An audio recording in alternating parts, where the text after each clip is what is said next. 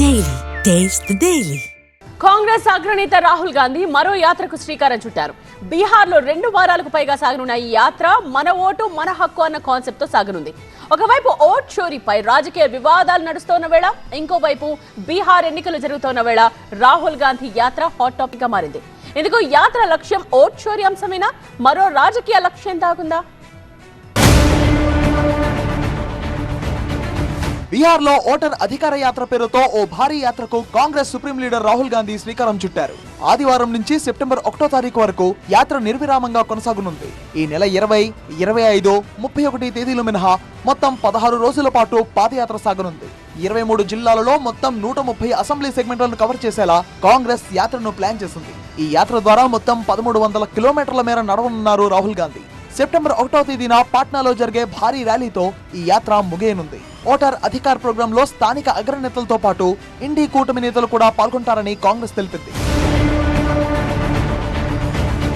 Vote చోరీతో ప్రజల హక్కులను హరిస్తున్నారంటూ గత కొన్ని రోజులుగా రాహుల్ గాంధీ ప్రత్యర్థి పార్టీలను పెద్ద ఎత్తున విమర్శలు చేస్తూ వస్తున్నారు. బీహార్ లో అక్టోబర్ లేకుంటే నవంబర్ లో అసెంబ్లీ ఎన్నికలు జరగనున్నాయి. ఈ నేపథ్యంలో రాహుల్ యాత్ర చేపట్టనున్నారు. ఈ యాత్ర మహాగఠబంధన్ నేతల మనోధైర్యం పెంచుతుందని కాంగ్రెస్ భావిస్తోంది. ప్రజలకు ఓటు హక్కుపై అవగాహన కల్పించడమే కాకుండా మన ఓటు హక్కు మన హక్కు అన్న నినాదంతో యాత్ర సాగుతుందని కాంగ్రెస్ నేతలు చెబుతున్నారు. ప్రజలు తమ ఓటును కాపాడుకోవాలంటే రాహుల్ యాత్రకు మద్దతుగా ఉండాలని రాహుల్ పిలుపునిచ్చారు.